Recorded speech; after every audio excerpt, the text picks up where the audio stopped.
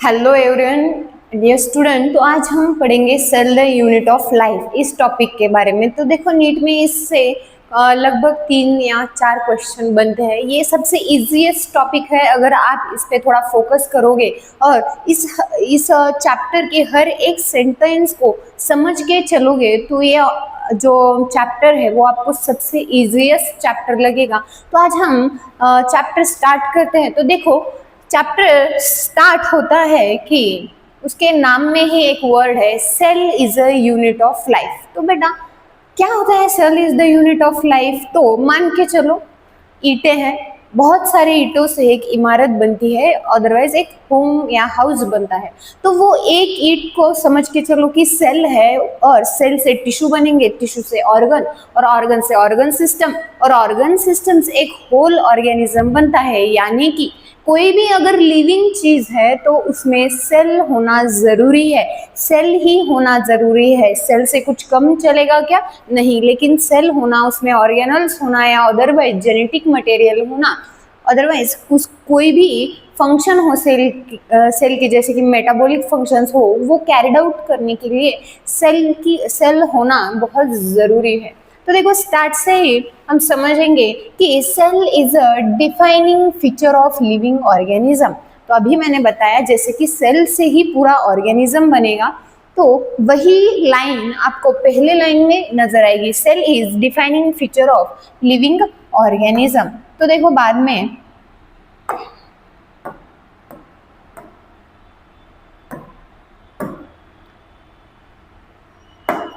तो देखो पहला है कि हम जब ऑर्गेनिज्म के बारे में पढ़ते हैं तो ऑर्गेनिज्म एक तो यूनिसेलुलर होंगे, अदरवाइज मल्टी सेलुलर के आपको दिखाई देंगे। एक हो गया यूनिसेलुलर और दूसरा जो हो गया मल्टी सेलुलर। ऑर्गेनिज्म 2 टाइप के होते हैं बेटा, एक होगा यूनिसेलुलर यानी कि जिसमें सिंगल सेल प्रेजेंट होती है, और दूसरा होगा मल्टी सेलुलर यानी कि सिंगल सेल से ज्यादा, मोर देन 1 सेल होगा तो हम उसको क्या बोलेंगे बेटा? Multi cellular organism.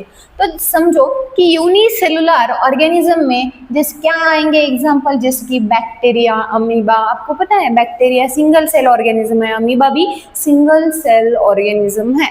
तो देखो सिंगल सेल ऑर्गेनिज्म यानी कि यूनिसेलुलर को ही उसके 2 डिफाइनिंग फीचर है। पहला है capable of independent existence.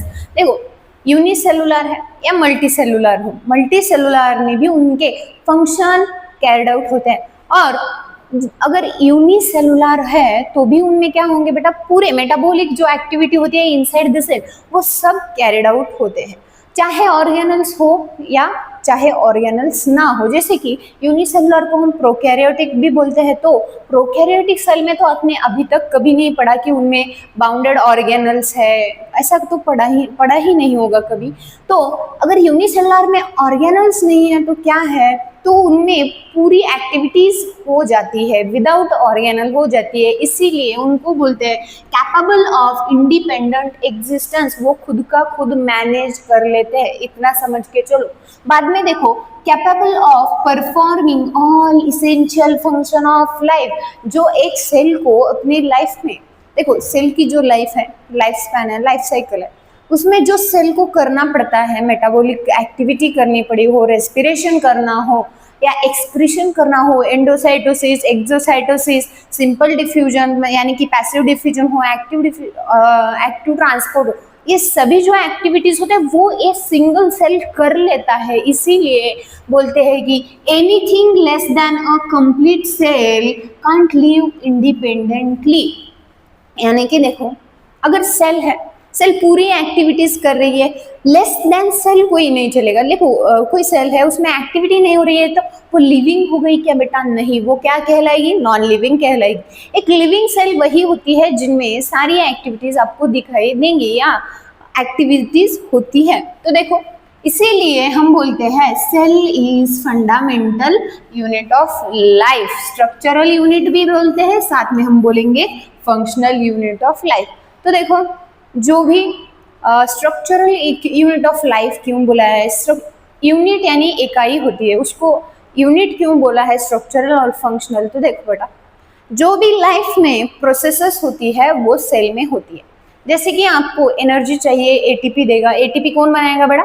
Mitochondria बनाएगा, यानी कि जो भी रिक्वायरमेंट हमारी बॉडी की है वो सब रिक्वायरमेंट सेल करती है। लेकिन साथ में ही स्ट्रक्चरल यूनिट क्यों कहा गया है, तो देखो सेल को खुद को भी शेप है, सेल से टिश्यू बनेगा, टिश्यू से ऑर्गन बनते हैं, ऑर्गन्स को एक शेप होता है। जैसे कि हमारी बॉडी किससे कवर्ड है बेटा, स्किन, स्किन किससे बने हैं, सेल से तो बनी है। यानी कि ये क्या देता है बेटा, आपको एक स्ट्रक्चर देता है, साथ में ही आपके जो रिक्वायरमेंट होती है वो भी फंक्शंस एक अपना सेल ही करता है। इसलिए सेल को सिंपली बोलते हैं cell is structural and functional unit of life. तो बाद में हम चलेंगे, पहले आता है कि एक साइंटिस्ट कॉर्नर। तो देखो बेटा, कोई भी चीज होती है अगर हमें पता है तो उसकी कभी ना कभी या कहीं ना कहीं खोज हो चुकी है, इसलिए हमें वो चीजें मालूम है। तो देखो सेल को पहले किसने खोजा, तो पहले देखो बेटा, रॉबर्ट हुक ने डिस्कवरी की। एक ओक प्लांट था, उससे बार्क लिया उन्होंने। तो देखो उन्होंने बार्क जब देखा माइक्रोस्कोप के नीचे तो वो कैसा था बेटा, डेड सेल था। कौन सा था, डेड सेल था। तो पहली बार डेड सेल को देखा हमारे रॉबर्ट हुक ने। बाद में सेकंड देखो एंटोन वैन लीवेनहुक आए। एंटोन वैन लीवेनहुक को ज्यादा माइक्रोस्कोप में क्या था, थोड़ा सा दिलचस्पी थी, उन्होंने माइक्रोस्कोप का इन्वेंशन किया। बाद में पहली बार जो लिविंग सेल को किसने डिस्कवरी किया बेटा, एंटोन वैन लीवेनहुक ने डिस्कवरी की। और थर्ड आते हैं हमारे रॉबर्ट ब्राउन। तो देखो सेल देख लिया, रॉबर्ट हुक ने क्या देख लिया बेटा, सेल देख लिया, वो भी नॉन लिविंग सेल देख लिया। एंटोन लीवेनहुक आए, उन्होंने लिविंग सेल देख ली। बाद में देखो सेल के सेंटर में जो होता है वो होता है हमारा न्यूक्लियस। तो न्यूक्लियस को पहली बार रॉबर्ट ब्राउन ने देखा, वो भी 1831 में देखा। तो उन्होंने बोला, याद कैसे रखे, उनका नाम में क्या है, रॉबर्ट ब्राउन।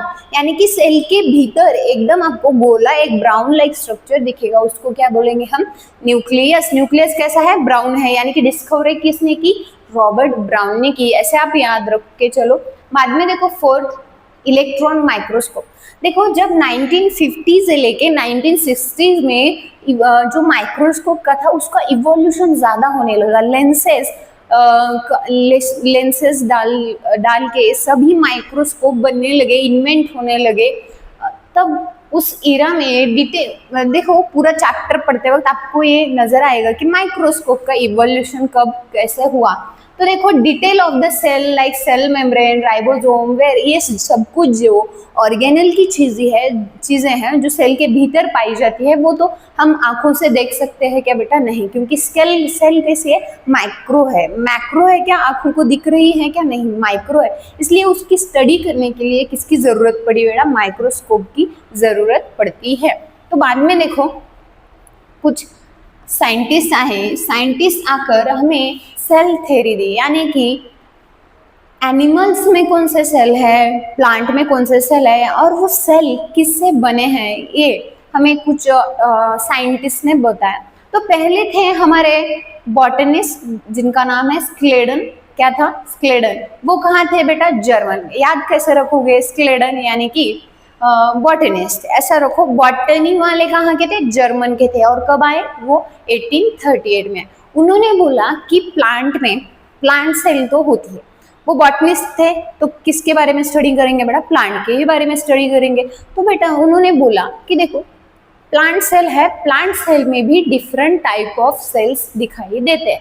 उसी दौरान एक साल का थोड़ा सा गैप है, 1839 में कौन आए, श्वान आए। श्वान, तो देखो श्वान एक बर्ड है, स्वान कह के। तो देखो स्वान यानी कि बर्ड है, बर्ड यानी कि एनिमल, यानी कि श्वान किस चीज के साइंटिस्ट थे बेटा, एनिमल्स के, यानी कि जूलॉजिस्ट साइंटिस्ट थे। वो थे ब्रिटिश के, कहाँ थे, ब्रिटेन के। तो देखो उन्होंने पहले तो एनिमल सेल की डिस्कवरी की। एनिमल सेल में उन्होंने देखा कि जो सेल होती है एक मेम्ब्रेन बाउंड स्ट्रक्चर से क्या है बेटा, कॉम्पैक्टली अरेंज है। या एक सेल को शेप है, वो शेप किसकी वजह से आ गया, तो सेल मेम्ब्रेन की वजह से आ गया। बाद में उन्होंने देखा कि एनिमल सेल भी नहीं, चलो हम देख लेंगे प्लांट सेल में भी क्या है। तो फिर उन्होंने प्लांट सेल देखी। प्लांट सेल में देखने के बाद उनको ताज्जुब हुआ कि एनिमल्स में तो एक ही मेम्ब्रेन है, तो प्लांट में उनको 2 मेम्ब्रेन दिखाई दिए। तो उन्होंने उस मेम्ब्रेन को नाम रख दिया, जैसे कि एनिमल में उन्होंने बोला सेल मेम्ब्रेन होती है, और प्लांट में दो मेम्ब्रेन होंगी, जो आउटर मोस्ट होगी उसको उन्होंने बोला सेल वॉल होगी, और सेल वॉल के भीतर कौन सा होगा बेटा, सेल मेम्ब्रेन होगा। जैसे कि देखो ये होगी हमारी प्लांट सेल, जो आउटर मोस्ट लेयर हो गया, एनिमल सेल हो गया, बाद में जो होगी सेकंड लेयर वो कौन सी है, सेल मेम्ब्रेन की लेयर है।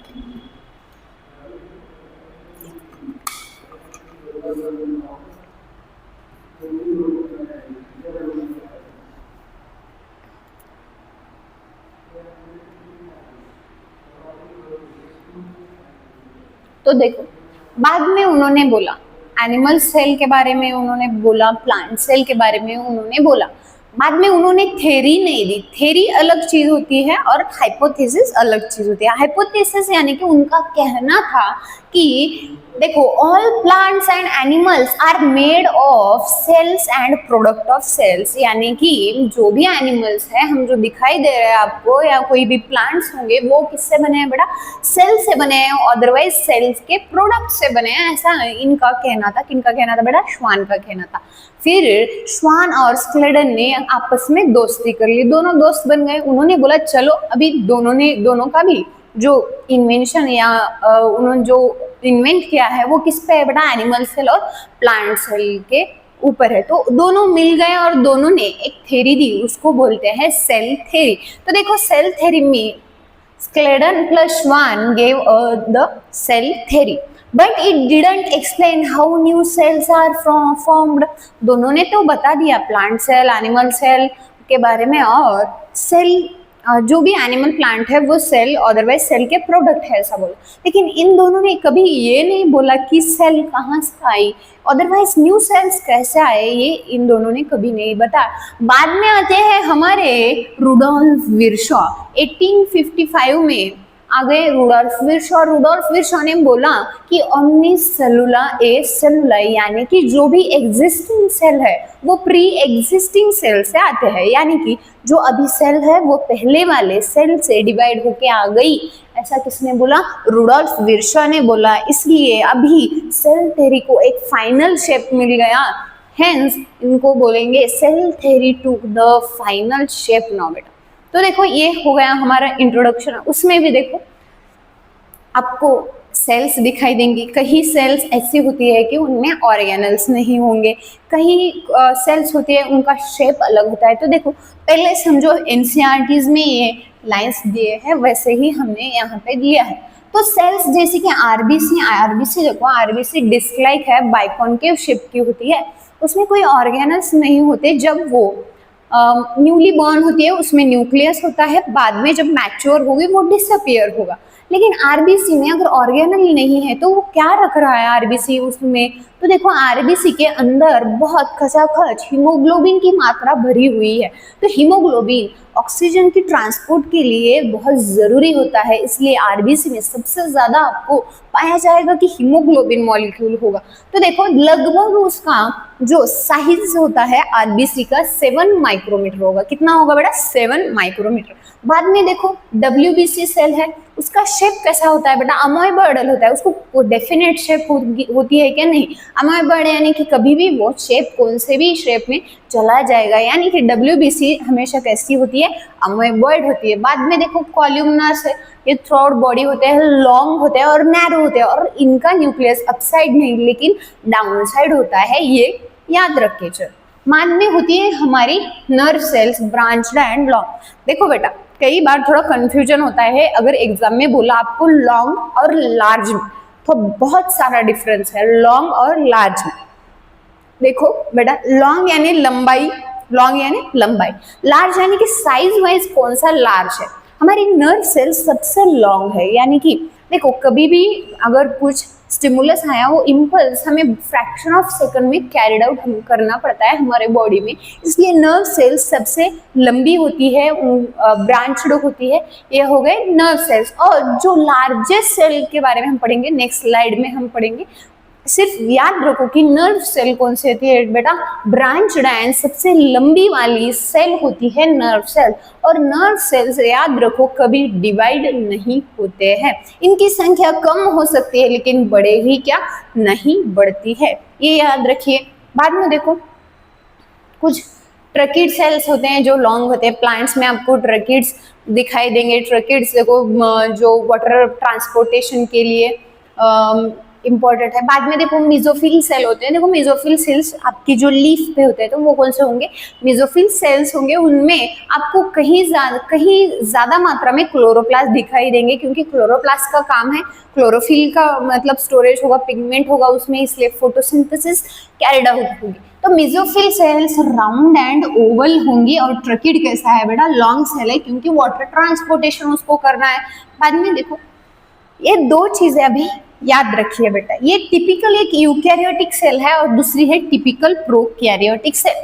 यानी कि आपको पता है यूकैरियोटिक यानी कि मल्टीसेलुलर आएंगे और प्रोकैरियोटिक यानी कि क्या आएंगे इसमें, यूनिसेलुलर ऑर्गेनिज्म। तो देखो जो टिपिकल यूकैरियोटिक सेल है वो लगभग 10 से 20 माइक्रोमीटर की है। कितनी है, 10 से 20 माइक्रोमीटर। और जो प्रोकैरियोटिक है वो कितनी है बेटा, 1 से 2 माइक्रोमीटर। यानी कि सबसे छोटी कौन है, प्रोकैरियोटिक है, और उससे 10 गुना ज्यादा। देखो ये 1 है तो ये 10 है, ये 2 है तो ये 20 है, यानी कि 10 गुना बड़ी कौन है, हमारी यूकैरियोटिक सेल। ऐसे याद रख सकते हो कि प्रोकैरियोटिक 1 से 2 होगी माइक्रोमीटर में होगी और यूकैरियोटिक 10 से 20 माइक्रोमीटर में होगी। बाद में देखा बेटा बैक्टीरियल लिंक।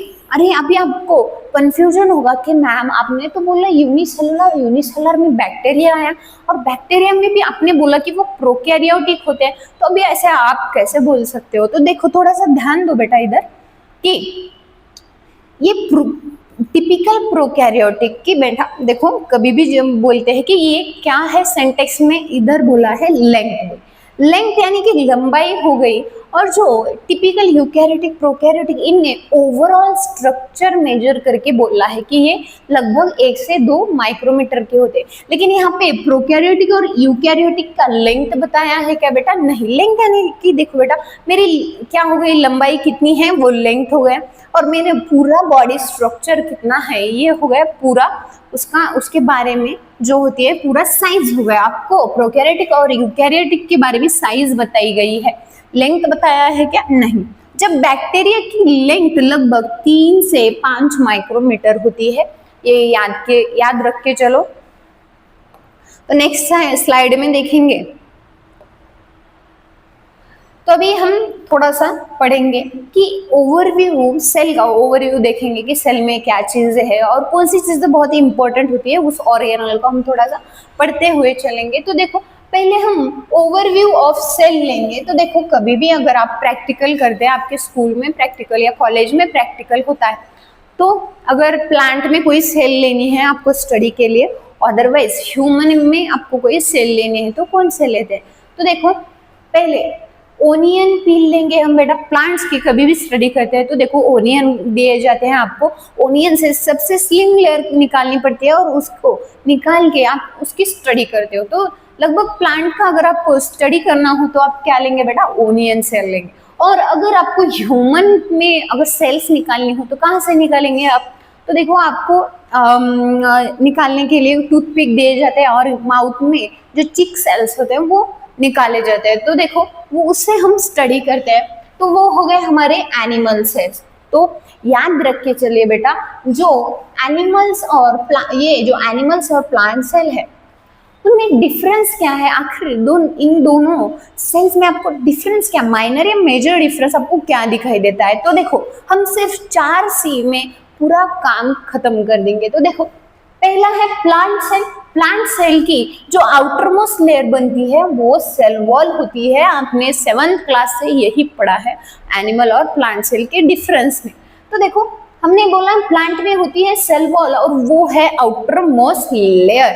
बाद में आ गई एनिमल सेल, और एनिमल सेल में जो आउटर मोस्ट लेयर है वो कौन है बेटा, सेल मेम्ब्रेन है। तो याद रख के चले। तो देखो जो सेल वॉल है एनिमल्स में कैसे होगी, प्रेजेंट होगी, वही सेल वॉल एनिमल में होगी क्या, नहीं होगी। यानी कि एनिमल में सेल वॉल कैसा होगा बेटा, एब्सेंट होता है। बाद में देखो क्लोरोप्लास्ट आपको पता है फोटोसिंथेसिस के लिए बहुत इंपॉर्टेंट है, पिगमेंट स्टोरिंग ऑर्गेनल है सॉरी। तो ये क्लोरोप्लास्ट किस में प्रेजेंट होगा? प्लांट में प्रेजेंट होगा। एनिमल की जरूरत है क्या? एनिमल खुद का खाना खुद बनाता है क्या? नहीं। तो क्लोरोप्लास्ट किस में एब्सेंट दिखाई देगा बच्चों? तो वो एब्सेंट किस में दिखाई देगा? एनिमल सेल में आपको एब्सेंट दिखाई देगा। बाद में आते हैं सेंट्रल वैक्यूल। ये देखो सेंट्रल वैक्यूल, यानी कि देखो एनिमल का जो डाइट होता है वो कंटिन्यूअस मैनर में होता है और जो प्लांट का डाइट होता है वो डिसकंटिन्यूअस मैनर में होता है। यानी कि जब देखो धूप है वो खाना बनाएंगे, अगर कभी धूप नहीं है तो खाना बनाते हैं क्या? नहीं। लीफ को अगर सनलाइट ही नहीं आएगी तो खाना नहीं बनाएंगे, तो उनको स्टोर करके रखना पड़ता है। वाटर मॉलिक्यूल्स हो या फूड हो, उनको अपने सेल्स में सबसे ज्यादा स्टोर करने के लिए जरूरत एक ऑर्गेनल की पड़ती है, उसको बोलते हैं वैक्यूल। तो देखो प्लांट के एकदम सेंटर में आपको बड़ा सा एक ऑर्गेनल दिखाई देगा, उसको बोलते हैं centrally situated vacuole, otherwise central vacuole. लेकिन एनिमल सेल में ऐसा होता है क्या? नहीं। स्मॉल वैक्यूल्स प्रेजेंट होंगे लेकिन सेंट्रल वैक्यूल होगा क्या? नहीं। एनिमल्स के सेंटर में होता है न्यूक्लियस, ना कि सेंट्रल वैक्यूल। तो देखो बाद में जो चौथा होगा वो होते हैं सेंट्रियोल्स। तो देखो जो प्लांट्स में है वो सेंट्रियोल्स एब्सेंट होते हैं और एनिमल्स में क्या होंगे? सेंट्रियोल्स प्रेजेंट होते हैं, क्योंकि प्लांट्स में हमें पहले ही ओन फाइबर्स होते हैं, उनको जरूरत नहीं है सेंट्रियोल्स की। और एनिमल्स में है जो है ओन फाइबर नहीं होते, तो उनकी जगह सेंट्रियोल्स ले लेते हैं। सेंट्रियोल्स बाद में स्पिंडल लाइक फाइबर्स रिलीज करेंगे, फिर इससे ही क्या होगा बेटा? सेल डिवाइडेशन होगा। तो अपने 4C देख लिए, 4C रिवाइज करो बेटा। Cell wall only plant cell में प्रेजेंट होगी, किसमें एब्सेंट होगी? एनिमल सेल में एब्सेंट होगी। बाद में हमने देखा क्लोरोप्लास्ट प्रेजेंट होता है प्लांट सेल में, एब्सेंट होगा एनिमल सेल। बाद में तीसरी चीज हमने पढ़ी वो है central vacuole. Central vacuole present होते हैं प्लांट में, एब्सेंट होते हैं एनिमल में। बाद में देखा चौथा सेंट्रियोल्स प्लांट्स में एब्सेंट होते हैं और एनिमल्स में प्रेजेंट होंगे। ये हो गई पहली लाइन। तो बाद में देखो एक सिंपल सेल का स्ट्रक्चर है, सेल में ये चीजें होनी जरूरी है। तो देखो सेल में क्या होना जरूरी है? तो देखो सेल में साइटोप्लाज्म होना 100% जरूरी है, बाद में राइबोसोम होनी जरूरी है, बाद में न्यूक्लियस होना जरूरी है। तो मैम ये 3 चीजें क्यों जरूरी है? तो देखो अब हम पढ़ेंगे। पहली चीज है साइटोप्लाज्म। आपने अब तक पढ़ा होगा कि साइटोप्लाज्म क्या है? फ्लूइड है। क्या है?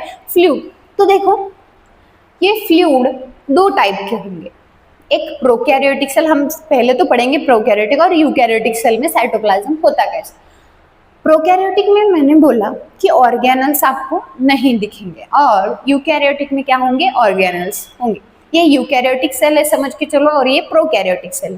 प्रोकैरियोटिक में कुछ ऑर्गेनल्स नहीं है, ना न्यूक्लियस बाउंडेड स्ट्रक्चर में है, सिर्फ उसमें डीएनए है, राइबोसोम है, आरएनए है, लेकिन उनमें कोई स्ट्रक्चर दिखाई दे रहा है कि आपको? टिपिकली नहीं दिखाई देगा। लेकिन यूकैरियोटिक सेल में एक प्रॉपर ऑर्गेनल्स है।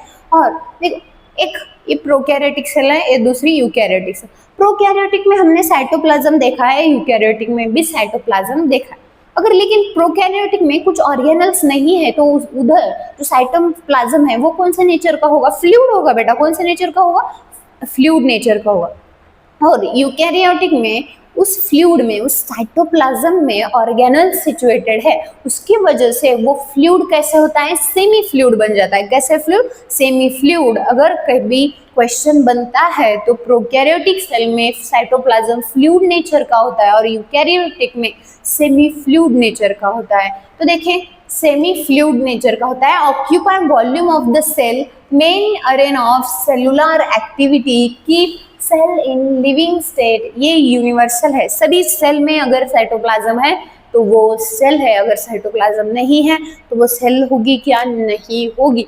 तो देखो जो सेलुलर एक्टिविटी होती है, जैसे कि ग्लाइकोलिसिस कहे, जो भी मेटाबॉलिक एक्टिविटी होती है वो होने के लिए वो होती कहाँ पे है बेटा? अपने साइटोप्लाज्म में। अगर साइटोप्लाज्म नहीं होगा तो एक्टिविटीज होगी क्या? रन होगी क्या? नहीं होगी। ये ध्यान रख के चलिए। बाद में होंगे हमारे राइबोसोम। तो देखो राइबोसोम हम आपको पता है 2 सब यूनिट में होते हैं, एक लार्ज सब यूनिट होगा, दूसरा स्मॉल सब यूनिट होगा। ये दोनों सब यूनिट मिलके राइबोसोम बनते हैं।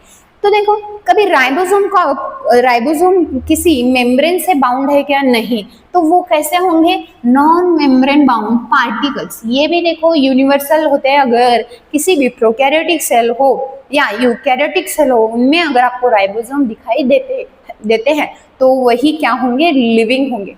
तो बाद में देखिए, ribosome can be found in cytoplasm associated to the RER. तो देखो पहली सेंटेंस जो है can be found in cytoplasm, cytoplasm में दिखाई देंगे। ज्यादा साइटोप्लाज्म में आपको कहाँ दिखाई देंगे? प्रोकैरियोटिक में दिखाई देंगे, क्योंकि उनके पास ऑर्गेनल है क्या? नहीं।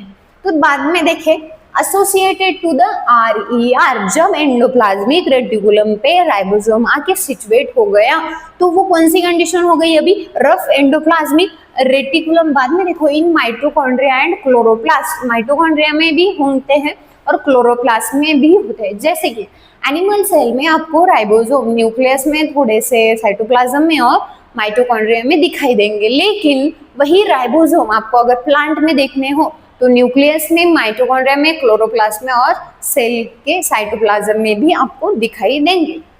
बाद में इन prokaryotes associated with cell membrane. Prokaryotic में देखो राइबोसोम को रहने के लिए तो जगह नहीं है, इधर उधर घूमते रहते हैं साइटोप्लाज्म में, और कभी कभी आपको सेल मेम्ब्रेन में भी दिखाई देंगे। तो देखो पहली बार राइबोसोम को राइबोसोम किसने बोला? तो पहले जो साइंटिस्ट थे उनका नाम था पैलाडे। 1953 में वो आ गए और उन्होंने बोला कि जो भी प्रोटीन बनता है वो प्रोटीन बनने के पीछे हाथ किसका है? राइबोसोम का बहुत मेन फंक्शन है, ऐसा पैलाडे ने बोल दिया। तो देखो प्रोटीन फैक्ट्री भी बोलते हैं हम राइबोसोम को, और ये सबसे स्मॉलेस्ट ऑर्गेनल है हमारे पूरे सेल में। सबसे ज्यादा स्मॉलेस्ट ऑर्गेनल किसको बोलते हैं? हम राइबोसोम को बोलते हैं। लगभग 15 से 20 नैनोमीटर का है, माइक्रोमीटर नहीं, नैनोमीटर में हमारा राइबोसोम है। तो राइबोसोम को थोड़ा सा हम देखेंगे। एक चीज थोड़ा सा ध्यान दो बेटा, जब डीएनए होता है, डीएनए से क्या बनेगा? आरएनए बनेगा, और आरएनए से क्या बनेंगे? प्रोटीन बनेंगे। क्या बनते हैं? प्रोटीन बनते हैं। यहाँ देखो डीएनए से आरएनए होगा तो ट्रांसक्रिप्शन होता है। क्या होता है? ट्रांसक्रिप्शन होगा। ये हम किसी और चैप्टर में पढ़ेंगे इसके बारे में। आरएनए से जब प्रोटीन होगा तो उसका होता है ट्रांसलेशन। क्या होता है? ट्रांसलेशन। और ये जो डीएनए से आरएनए, आरएनए से प्रोटीन बन रहा है, इस पूरे जो बनने के प्रोसेस को बोलते हैं सेंट्रल डोग्मा। क्या बोलेंगे हम? Central dogma. क्या बोलेंगे? Central dogma. ये याद रखिएगा।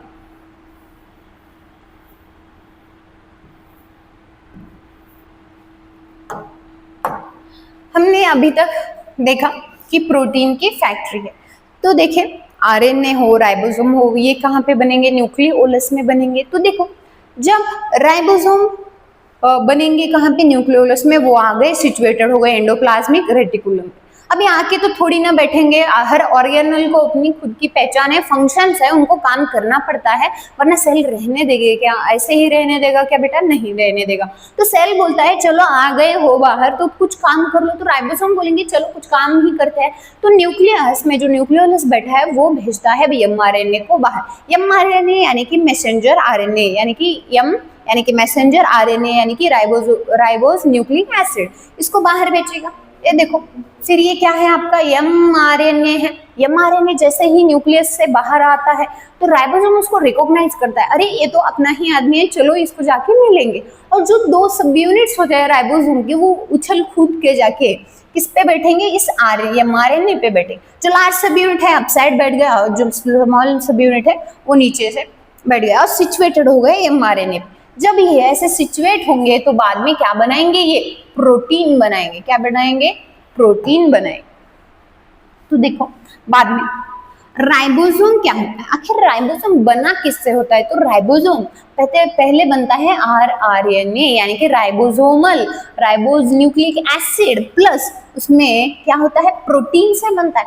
राइबोसोम तो प्रोटीन बनता है, लेकिन वो खुद किससे बना हुआ है बेटा? प्रोटीन प्लस आरएनए से बना हुआ है। तो देखें राइबोसोम की हमने जो सब यूनिट्स देखी है, एक सब यूनिट मैंने बोला कि लार्ज सब यूनिट होती है, दूसरी सब यूनिट जो है स्मॉल सब यूनिट होती है। तो लार्ज सब यूनिट आपको प्रोकैरियोटिक में दिखाई देगी 70 ईयर्स और वही यूकैरियोटिक में दिखाई देगी 80 ईयर्स। तो ठीक है, आपने भी समझ लिया, मैंने बोला 70 ईयर्स प्रोकैरियोटिक में होंगे, 80 ईयर्स यूकैरियोटिक में होंगे। आपने बोला ठीक है, मैम बोल रहे होंगे तो ऐसा ही होगा। फिर मैंने थोड़ा सा स्टोरी में ट्विस्ट लाया, मैंने बोला कि जो 70 ईयर्स दिखाई दे रहा है राइबोसोम, उसमें जो बड़ा पार्टिकल है वो 50 ईयर्स से बना है और जो छोटा सब यूनिट है वो 30 ईयर्स से बना हुआ है। तो आपने सोचा चलो 50 30 कितने हो गए, 50 60 70 80। अरे मैडम ये तो 80 हो रहे हैं, आपने कैसे बोल दिया कि 70 ईयर्स है? तो देखो इसको समझेंगे अब हम बाद में 80 ईयर्स भी बोला आपने, फिर 80 ईयर्स के दो सब यूनिट गिरेंगे तो पहला होगा 60, बाद में होगा 40। अरे मैम फिर से आपने थोड़ा सा कैलकुलेशन में गलती कर दी, क्या प्लस बोल रहे हो? 60 40 ऐसे कैसे होगा 80? तो देखे थोड़ा समझे। उससे पहले जो 70 के बाद मैंने यस बोला है तो वो है स्वेडबर्ग यूनिट।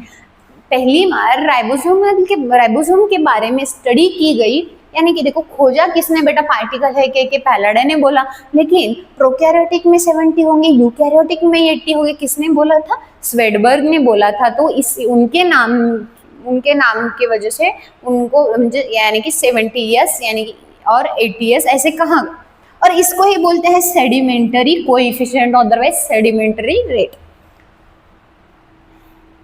तो सिर्फ पहले सिंपली समझिएगा, ये है इनडायरेक्ट मेजरमेंट ऑफ डेंसिटी और साइज, नॉट वेट। समझ में आ गया होगा आपको, एक लाइन में पूरी स्टोरी खत्म।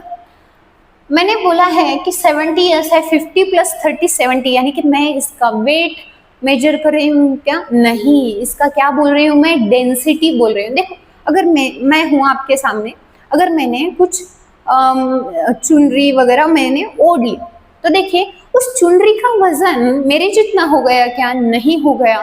तो उसने मुझे सिर्फ क्या है? ढक लिया है, यानी कि उसकी डेंसिटी मेरी डेंसिटी जितनी हो गई क्या? नहीं, वो डेंसिटी अलग होगी और मेरा वेट और उस चुनरी का वेट सेम हो गया क्या बेटा? उसने अगर मुझे ढक लिया तो वेट सेम होगा क्या? नहीं, डेंसिटी में डिफरेंस होगा, वेट में भी डिफरेंस होगा, लेकिन डेंसिटी मेरी और उसकी उतनी हो गई क्या? नहीं। लेकिन अगर चुनरी ने मुझे ओढ़ा है तो मेरी डेंसिटी को कवर किसने किया है? उस चुनरी ने किया है। तो थोड़ा सा याद रखिए कि जो स्वेडबर्ग थे उन्होंने क्या किया? एक ट्यूब लिया, सेंट्रीफ्यूगेशन मशीन होती है उसमें वो ट्यूब होते हैं, उन्होंने एक ट्यूब निकाला, समझो ये ट्यूब है।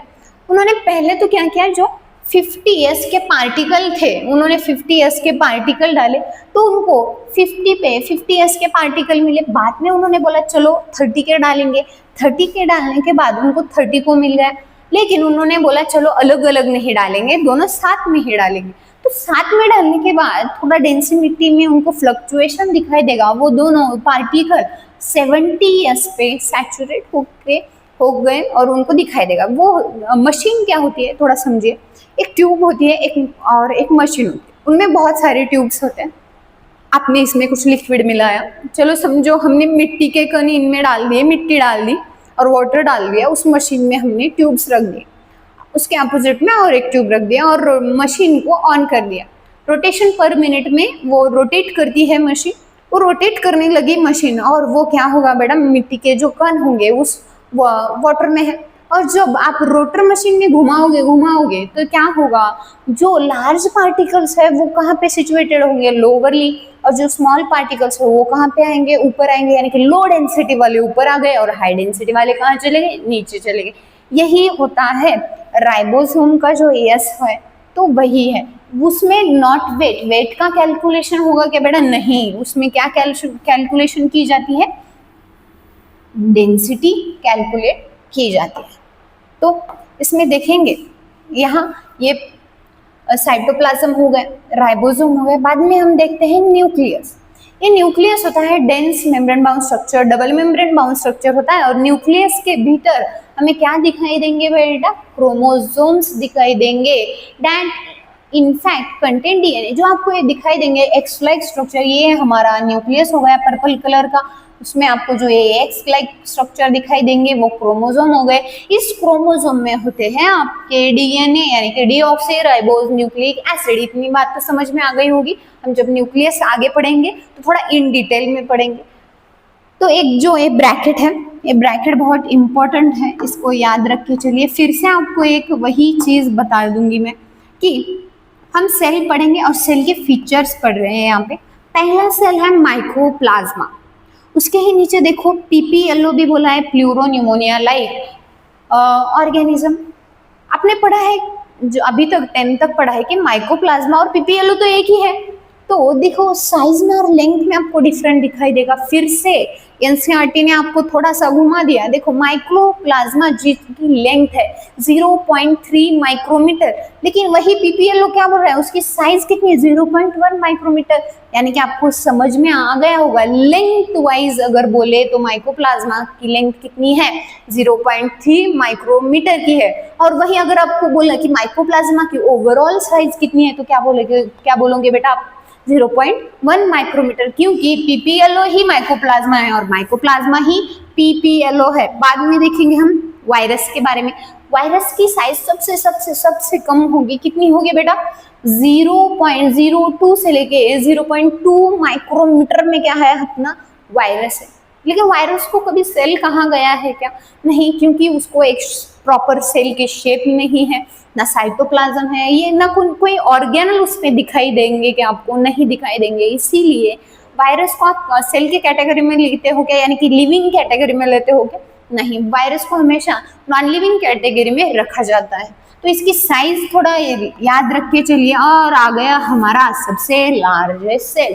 लार्जेस्ट सेल कौन सा होगा बेटा, ऑस्ट्रिच एग। कौन सा होगा बच्चों, ऑस्ट्रिच एग। ऑस्ट्रिच एग सबसे लार्जेस्ट सेल है, लगभग ये 10 से 15 सेंटीमीटर या 30 सेंटीमीटर की भी हो सकती है, लेकिन एनसीईआरटी में इसके बारे में कुछ ऐसा दिया नहीं है डिटेल कि कितना ही होगा। लेकिन आप ऐसे मान के चल सकते हो कि 15 सेंटीमीटर से लेके 30 सेंटीमीटर तक की सेल हो सकती है इनकी। यानी कि अगर आपको नेकेड आइज अपनी आंखों से अगर कोई सेल देखनी होगी तो ऑस्ट्रिच की जगह तो देख नहीं सकते, कहाँ होगा ऑस्ट्रिच पता नहीं, लेकिन आप हेन्स की जो एक होती है वो अपने आंखों से देख सकते हैं।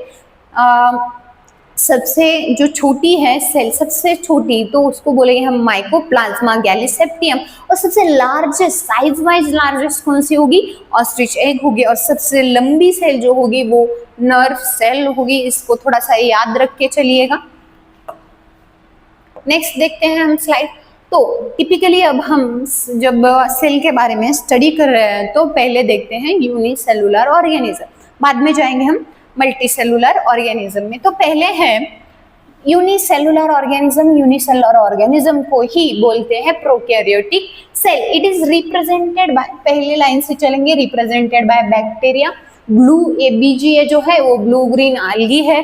प्रोकैरियोटिक में और कौन आएंगे, माइकोप्लाज्मा पीपीएलओ, यही माइकोप्लाज्मा पीपीएलओ इज माइकोप्लाज्मा। बाद में स्मॉलर एंड, ये देखो आपको पता होगा कि प्रोकैरियोटिक की होल बॉडी ही एक सेल है। हमारे में वैसा है क्या, हमारी पूरी बॉडी सिर्फ एक ही सेल से बनी है क्या, नहीं, से बहुत सारे मिलियंस ट्रिलियंस में हमारे भीतर सेल्स है।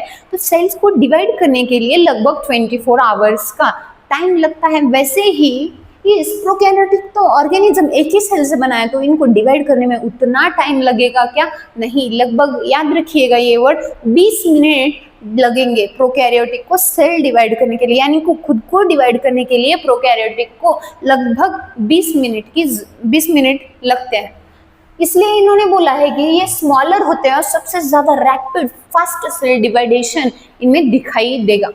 बाद में हम देखते हैं कि इनके शेप कितने टाइप के होंगे। बेसिकली हमें एनसीईआरटी में 4 शेप बताई दे, 4 शेप के बारे में बताया गया है, तो उसके ही बारे में पढ़ेंगे। पहला शेप होगा कोकाए, यानी कि कोकाए। याद कैसे रखेंगे, कोकाए सी के बाद ओ है, क्या है ओ कैसा है बेटा, राउंड है। ओ गोल होता है, इसलिए कोकाए कैसा होगा, राउंड होगा। ऐसे ट्रिक में याद रख के चलो। बाद में हमने देखा बैसिलाई, तो देखो इसमें डबल यल है। यल कैसे होते हैं, लंबे होते हैं, यानी कि ये कैसा होगा, रॉड लाइक होगा। कोका ओ आ गया, राउंड हो गया। बैसिली में क्या हो गए, 2 यल आ गए, लंबे लंबे है, तो क्या हो गए, वो रॉड लाइक स्ट्रक्चर। अभी इसके नाम में ही इसका स्ट्रक्चर है कि स्पाइरुलम यानी कि स्प्रिंग लाइक स्पाइरल। देखो स्पाइरल, अभी कौन से जो टिकटॉक जैसे पेन्स होते हैं वो उनमें स्प्रिंग होती है, वो कैसे होता है स्पाइरल लाइक, वैसे भी बैक्टीरिया होता है, उसको बोलेंगे हम स्पाइरुलम यानी कि स्प्रिंग लाइक बैक्टीरिया होंगे। बाद में जो चौथा है विब्रियो, विब्रियो देखो विब्रियो यानी कि कैसा होगा क्वामा लाइक स्ट्रक्चर। देखो ये क्वामा जैसा होता है, ये ऐसा ऐसा क्वामा लाइक स्ट्रक्चर किसका होता है विब्रियो। ये 4 शेप आपको बेसिकली भी एनसीईआरटी में दिए गए हैं, उसको थोड़ा रट के चलिएगा। बाद में हम ये पूरी जो सेल देख रहे हैं, पूरी जो रिप्रेजेंटेड सेल आपको दिखाई दे रही है वो होती है प्रोकैरियोटिक सेल। तो देखो प्रोकैरियोटिक सेल में आप पहले पढ़ेंगे सेल वॉल के बारे में। हम पहले पढ़ेंगे सबसे जो आउटरमोस्ट लेयर है वो पहली लेयर कौन सी होगी सेल वॉल होगी। कौन सी होगी सेल वॉल। ये सब प्रोकैरियोटिक सेल में प्रेजेंट है लेकिन ओनली माइकोप्लाज्मा में क्या है अब्सेंट है। कैसी है अब्सेंट है, इसलिए माइकोप्लाज्मा को बोलते हैं कि जोकर, उसका दूसरा नाम भी जोकर है। तो क्यों, क्योंकि उसमें क्या अब्सेंट है सेल वॉल अब्सेंट है।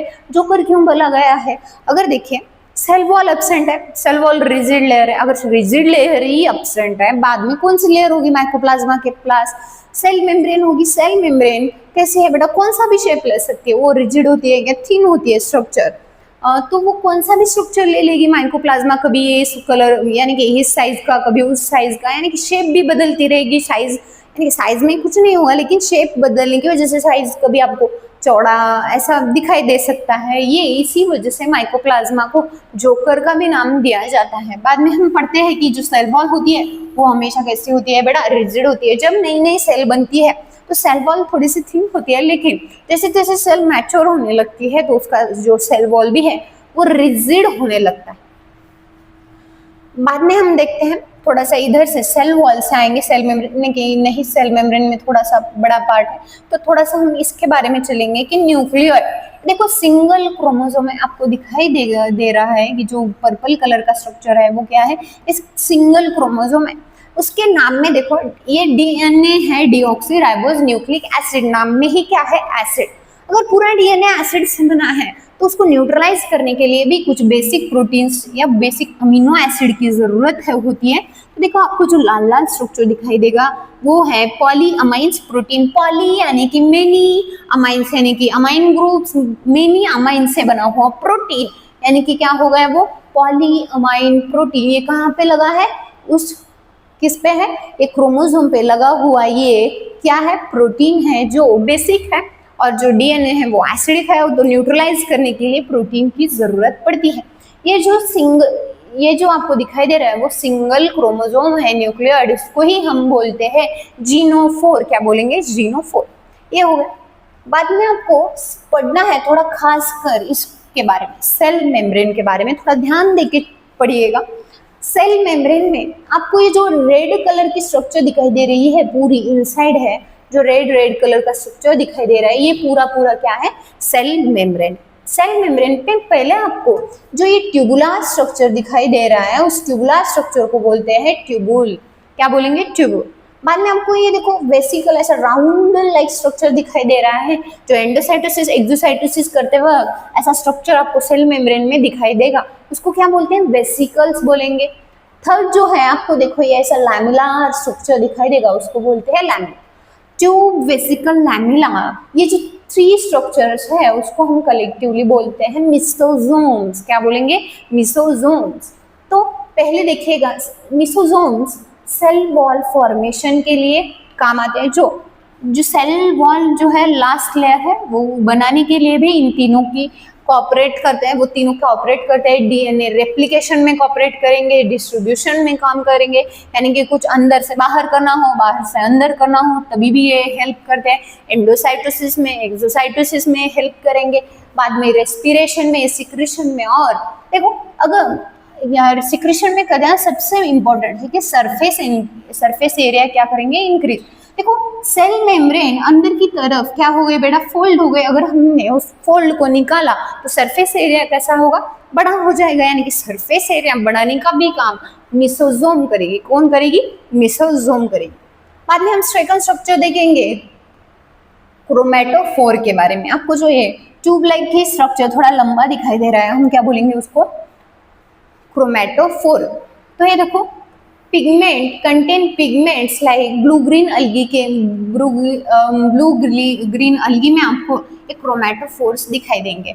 तो क्रोमेटोफोर्स क्या होते हैं, तो उसको लाइट देके, क्रोमा यानी कि कलर, तो कलरफुल जो आपको दिखाई देंगे ऑर्गेनिज्म, वो उसके पीछे कौन है, किसका काम है बेटा, क्रोमेटोफोर का काम है। तो देखो पहले इंक्लूजन बॉडीज है, आपको ये कुछ ब्लू कलर की बॉडीज दिखाई दे रही है, उसके साइड में ही पिंक कलर की बॉडीज दिखाई दे रही है। तो वो स्टोर्स करेंगे, रिजर्व मटेरियल स्टोर करते हैं, जैसे कि ये कुछ फॉस्फेट के ग्रैन्यूल्स है, उन्होंने फॉस्फेट या कुछ ऑर्गेनल्स है क्या, नहीं, सिर्फ ग्रैन्यूल्स है, कुछ 2-4 फॉस्फेट थे, दूर से थोड़े दूसरे फॉस्फेट थे, वो एक जगह चले आ गए, उनकी छोटी सी एरिया बना लिया उन्होंने, छोटा सा एरिया बना लिया, उनको बोल दिया हमने फॉस्फेट ग्रैन्यूल। बाद में थोड़े साइनोफाइसियन ग्रैन्यूल्स आ गए, ऐसे साइनोफाइसियन यानी कि जो ब्लू कलर के साइनोफाइसियन हो गए, ग्लाइकोजन वाले ग्रैन्यूल्स, फॉस्फेट वाले ग्रैन्यूल्स, एक तरफ आके गुच्छा बना लिया उन्होंने, वो साथ में रहने लगे, इसको इसलिए हम बोलेंगे उनको इंक्लूजन बॉडी। कुछ गैस वैक्यूल्स भी होते हैं इन ब्लू ग्रीन algae और पर्पल ग्रीन बैक्टीरिया में भी होते हैं, आपको दिखाई देंगे ऐसे इंक्लूजन बॉडीज।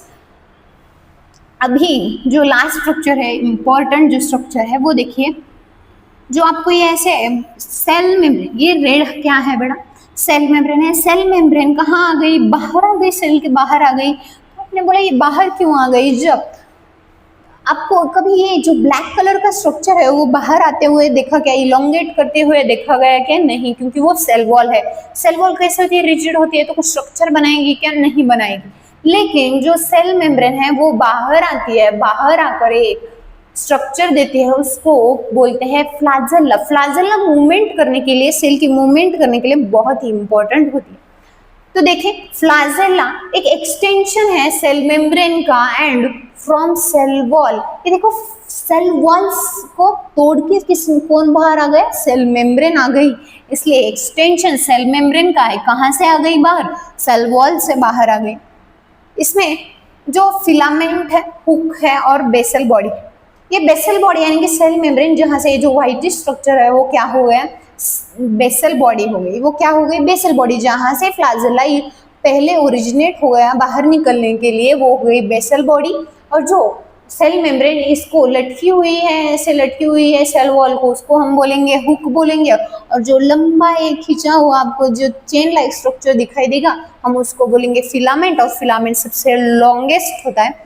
ये आपको फ्लैजेला के बारे में पढ़ने में मिला। तो अदर सरफेस स्ट्रक्चर है, बहुत सारे स्ट्रक्चर होंगे। पहला होता है ये देखो, ये पिलाए हैं, स्ट्रक्चर गया शायद, ये होगा पिलाए, और नीचे का है फिम्ब्रिया। तो आपने कभी गाड़ी बाइक देखी होगी, तो वो नए नए जो बाइक्स होते हैं उनके टायर्स नए नए जो डलते हैं, तो उनमें छोटे छोटे हेयर्स लाइक स्ट्रक्चर होते हैं। देखो रबर के स्ट्रक्चर्स होते हैं। वो रबर के स्ट्रक्चर क्यों होते हैं, जो आप गाड़ी चला रहे हो तो सरफेस में ग्रिप करने के लिए उस टायर पे क्या होते हैं, एक रबर लाइक स्ट्रक्चर होते हैं, उनको हम क्या बोल के चलेंगे, फिम्ब्रिया बोल के चलेंगे। क्या बोल के चलेंगे, फिम्ब्रिया। तो वैसे ही सेल में फिम्ब्रियाज होते हैं। फिम्ब्रियाज का काम होता है कि ब्रिस्टल लाइक होंगे, गिव ग्रिप टू बैक्टीरिया। अब चलो बैक्टीरिया को, बैक्टीरिया ऑर्गेनिज्म है, उसको भी करता होगा ना, कि दिल करता होगा कि चलो थोड़ा घूम के आएंगे, आज इधर बैठ के ये व्यू देंगे। तो बैक्टीरिया घूमते घूमते चले गए पानी में से, तो उन्होंने देखा कि थोड़ा नज़ारा अच्छा है, यहाँ बैठ के देख लेंगे। अगर बॉडी पे फिम्ब्रिया नहीं होंगे तो वो बॉडी कैसे होगी, फिसलती चली जाएगी। एक सरफेस पे वो अटैच होंगे क्या, नहीं अटैच होंगे। तो सरफेस पे अटैच होने के लिए उनको किसकी ज़रूरत पड़ती है, किसकी पड़ेगी बेटा, फिम्ब्रिया की पड़ेगी, जो ग्रिप प्रदान करता है उसको। बाद में हम देखिए पिलाए ऐसे ट्यूबुलर स्ट्रक्चर होते हैं, मेड ऑफ पिलीन से बनते हैं। पिलीन नाम के प्रोटीन से पिलाए बनेंगे और हेल्प्स इन कॉन्जुगेशन के लिए। बहुत सारे ऐसे पिलाएस होते हैं जो कॉन्जुगेशन के लिए ज़रूरी होते हैं। यानी कि अगर 2 बैक्टीरियल सेल है, अगर उनमें डीएनए एक में एक्सचेंज करना हो या कोई भी चीज़ें एक्सचेंज करनी हो, तो तब पिलाए की ज़रूरत होती है। ये हो गया प्रोकैरियोटिक के बारे में। और लास्ट में है बेटा, थोड़ा सा इसको ध्यान में लेते हुए चलिएगा। आपको ये तो दिखाई दिया, इसको हमने बोला न्यूक्लियोइड बोला, फिर आपको एक राउंड कलर का डबल स्ट्रक्चर दिखाई दे रहा है। ये देखिए डबल सर्कुलर स्ट्रक्चर दिखाई दे रहा है, ये 1 2 3, और उसमें भी आपको ये कुछ रेड कलर का दिखाई दे रहा है। तो वो आखिर है क्या? तो वो है प्लाज्मिड। यानी कि प्लाज्मिड जब भी वर्ड आएगा, यानी कि वो होते हैं extra chromosome, otherwise extra DNA जो कोई भी होता है उसको हम बोलते हैं plasmid. It is a extra chromosomal double stranded circular DNA. ये देखो, इसमें सिंगल स्ट्रैंडेड, डबल स्ट्रैंडेड और सर्कुलर फॉर्म में आपको डीएनए दिखाई देगा। इट रेप्लिकेट इंडिपेंडेंटली, इसको किसी की जरूरत नहीं पड़ती, ना ये इसको पूछेगा, ना इस किसी भी जो ऑर्गेनल्स है, अदरवाइज जो डीएनए हो, एंजाइम है, उनको किसी को नहीं पूछता कि मैं रेप्लिकेट करूं क्या नहीं करूं, ऐसा वो कुछ नहीं पूछता। लेकिन एनिमल सेल में क्या होता है, अब अपने भी सेल में कभी भी नहीं शुरुआत होता कि चलो हम अभी क्रोमैटिन से क्रोमोसोम बना लेंगे, चलो मूड आ गया तो ऐसा कर लेंगे, ऐसा नहीं होता है एनिमल सेल में। क्रोमैटिन बिखरे हुए हैं हमारे न्यूक्लियस में, जब भी सेल डिवाइडेशन की जरूरत पड़ती है तो वो क्रोमोसोम के फॉर्म में आते हैं। वैसे ही प्लाज्मिड को वैसे किसी की परमिशन चाहिए क्या सेल डिवाइड करेंगे हम तभी बनाएंगे, ऐसा नहीं होता प्लाज्मिड में। प्लाज्मिड खुद का मालिक है, वो जब बोलेगा तब क्या बनाएगा, इंडिपेंडेंटली रेप्लिकेट कराएगा और डीएनए की कॉपीज बनाते चलेगा। तो confer unique phenotypic character like antibiotic resistance होता है, जैसे कि समझ के चले पेनिसिलिन हमने इसमें इंसर्ट कर दिया। लेकिन प्रोकैरियोटिक सेल इतने यानी कि स्ट्रांग होते हैं कि वो जो हम अगर एंटीबायोटिक डालेंगे पेनिसिलिन तो उसका उनमें पहले ही क्या हो गया, उसमें एंटी रेजिस्टेंस प्रॉपर्टी जीन बना लिए हैं उन्होंने, इसलिए वो प्रोकैरियोटिक जो बैक्टीरियाज होते हैं बहुत खुफिया तरीके से बहुत डेंजरस होते हैं, क्योंकि उनमें एंटीबायोटिक रेजिस्टेंस प्रॉपर्टी बहुत तगड़ी होती है। हमारे में होती है क्या, उतनी नहीं, लेकिन उस बैक्टीरिया में बहुत तगड़ी प्रॉपर्टी होती है। इसको ध्यान में लेते हुए चलिए अब हम देखेंगे सेल एनवलप के बारे में पढ़ेंगे।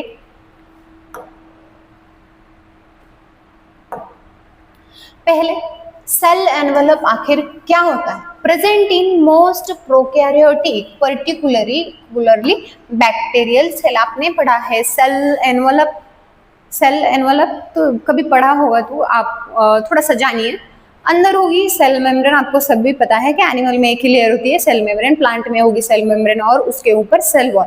लेकिन कुछ ऑर्गेनिज्म होती है जिनमें क्या प्रेजेंट होता है सेल एनवलप, यानी कि सेल वॉल के भी ऊपर एक लेयर होगी, उसको बोलते हैं हम cell envelope. It is chemically complex layer, overall protective करता है, प्रोटेक्ट करने का काम किसका होता है, सेल एनवलप का। कंसिस्ट ऑफ ग्लाइकोकैलिक्स लेयर, दो जो पहली लेयर है सेल एनवलप की वो होगी ग्लाइकोकैलिक्स की लेयर, सेकंड होगी सेल वॉल और थर्ड होगी सेल मेम्ब्रेन। तो पहले हम देखेंगे glycocalyx, it is outermost layer, defensive layer, यानी कि जब भी बाहर के पैथोजेंस आएंगे और ऑर्गेनिज्म अटैक करने की कोशिश करेंगे सेल पे तो डिफेंस करने का काम करता है हमारा ग्लाइकोकैलिक्स। तो ग्लाइकोकैलिक्स ये दो टाइप की होती है, एक स्लिम लेयर भी हो सकती है, कभी कभी कैप्सूल भी हो सकती है।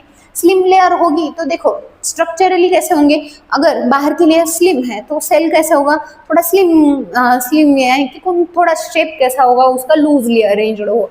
अगर वो कैप्सूल लाइक होगा, यानी कि कैप्सूल लाइक होगा तो यानी कि वो रिजिड होगा, टफ होगा, उस सेल को क्या करेगा, डिफेंसिव प्रॉपर्टीज ज्यादा प्रोवाइड करेगा। ये उसके दो प्रॉपर्टीज हो गए। बाद में हम देखेंगे सेल वॉल के बारे में। वो सेल वॉल क्या करेगा, तो सेल वॉल एक शेप देता है, structure to cell and prevent bacterial cell from bursting और कोलैप्सिंग। अगर बैक्टीरियल सेल है, आपको बोला है कि एक ही ऑर्गेनिज्म है वो सेल, बहुत सारे सेल से नहीं बनी हुई है, तो उस सेल को आपको क्या करना पड़ता है बेटा, प्रोटेक्ट करना पड़ेगा आपको, क्योंकि उसके पास ऐसे कोई ऑर्गेनल्स वगैरह नहीं है, छोटी सी जान है वो, इसलिए उसको खुद को ही बहुत प्रोटेक्ट करके रखना पड़ता है। तो वो प्रोटेक्शन का काम कौन देता है, बैक्टीरिया को, तो सेल वॉल देगा। थर्ड है सेल मेम्ब्रेन। तो देख पहला वर्ड है cell membrane, selective permeable membrane interact with outside the world. Cell membrane ऐसी एक मेम्ब्रेन है जहां से कुछ सेलेक्टेड मॉलिक्यूल्स अंदर आ सकते हैं और सेलेक्टेड मॉलिक्यूल्स बाहर जा सकते हैं, इसलिए उसको बोला सेलेक्टिवली परमिएबल मेम्ब्रेन। और ये इंटरेक्ट विद आउटसाइड का जो वर्ल्ड होता है, यानी कि जो सेल के बाहर का जो वर्ल्ड होता है उसको हम वर्ल्ड ही बोलेंगे, अदरवाइज इंटरस्टिशियल फ्लूइड है। बैक्टीरिया अगर होगा तो उसके लिए दो वर्ल्ड ही होगा, अगर एनिमल सेल होगा तो उसके इर्द गिर्द क्या होगा, इंटरस्टिशियल फ्लूइड होगा। तो ये आउटसाइड वर्ल्ड के लिए क्या करता है बेटा, इंटरेक्ट करने का एक तरीका है। सेल मेम्ब्रेन से इंटरेक्ट हो सकता है कि बाहर की चीजें अंदर आ रही है, अंदर के मॉलिक्यूल्स बाहर जा रहे हैं, तो इंटरेक्ट करने के लिए बेहतरीन मेम्ब्रेन है। Second, based on nature of cell envelope bacteria can be gram positive gram negative. आपने ग्राम पॉजिटिव ग्राम नेगेटिव बहुत बार देखा होगा कि ग्राम पॉजिटिव ग्राम नेगेटिव है क्या चीज। तो दो टाइप के बैक्टीरिया होते हैं, एक बैक्टीरिया ग्राम पॉजिटिव है, समझिए इस साइड का ग्राम पॉजिटिव है और ये ग्राम नेगेटिव। ग्राम पॉजिटिव यानी कि मैंने कोई तो जो डाई है, डाई मैंने बेसिक डाई जो है मैंने डाल दिया, दोनों भी बैक्टीरिया पे डाल दिया। एक बैक्टीरिया ने वो डाई पकड़ लिया, क्या कर लिया, पकड़ लिया और खुद में उस कलर को क्या कर लिया, रिटेन कर लिया, तो वो हो गया ग्राम पॉजिटिव। अगर आपने उसको धुलने की भी कोशिश की तो वो डाई छोड़ेगा क्या, नहीं छोड़ेगा। अगर डाई नहीं छोड़ता है तो वो ग्राम पॉजिटिव हो गया। और अगर दूसरी बैक्टीरिया उसमें आपने कलर डाल, उसने कलर तो ले लिया लेकिन आपने कलर निकाल दिया, निकालने की कोशिश की, वो डाई निकालने की कोशिश कर दी तो उसने रंग छोड़ दिया, यानी कि वो कौन सी हो गई, ग्राम नेगेटिव बैक्टीरिया हो गई। बाद में देखेंगे अब हम यूकैरियोटिक सेल के बारे में, जो अभी तक हमने पढ़ा, जो बैक्टीरियल के बारे में पढ़ा, प्रोकैरियोटिक सेल में पढ़ा, अब हम पढ़ने जा रहे हैं यूकैरियोटिक सेल के बारे में। तो देखें यूकैरियोटिक सेल में it have extensive compartmentalisation and have complex locomotory and cytoskeletal element. तो देखें इन जो सेंटेंस का मतलब है, सेल जो यूकैरियोटिक्स की सेल है उसमें मेम्ब्रेन बाउंड ऑर्गेनल्स आपको ज्यादा दिखाई देंगे, यानी कि ऑर्गेनल्स बहुत ज्यादा सिचुएटेड है। प्रोकैरियोटिक में ऐसे कोई ऑर्गेनल्स थे क्या बेटा, नहीं थे। वैसे ही यूकैरियोटिक में आपको ऑर्गेनल्स दिखाई देंगे, साथ में ही साइटोस्केलेटल एलिमेंट्स दिखाई देंगे। साइटोस्केलेटल एलिमेंट्स क्या है, तो वो आपको स्ट्रक्चरली क्या मेंटेन करके रखते हैं।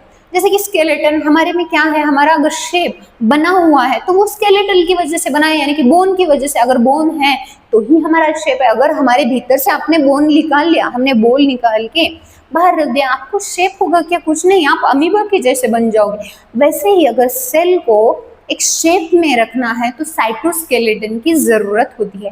और साइटोस्केलेटन क्या देगा बेटा, वो लोकोमोटरी और कॉम्प्लेक्शन देगा। यानी कॉम्प्लेक्स क्या होता है, तो एक सेल है, सेल के भीतर समझ के चलो ये पेन है, अगर ये बड़ी है, मैं अगर इसको प्रेशर डालूंगी तो वो टूट जाएगा।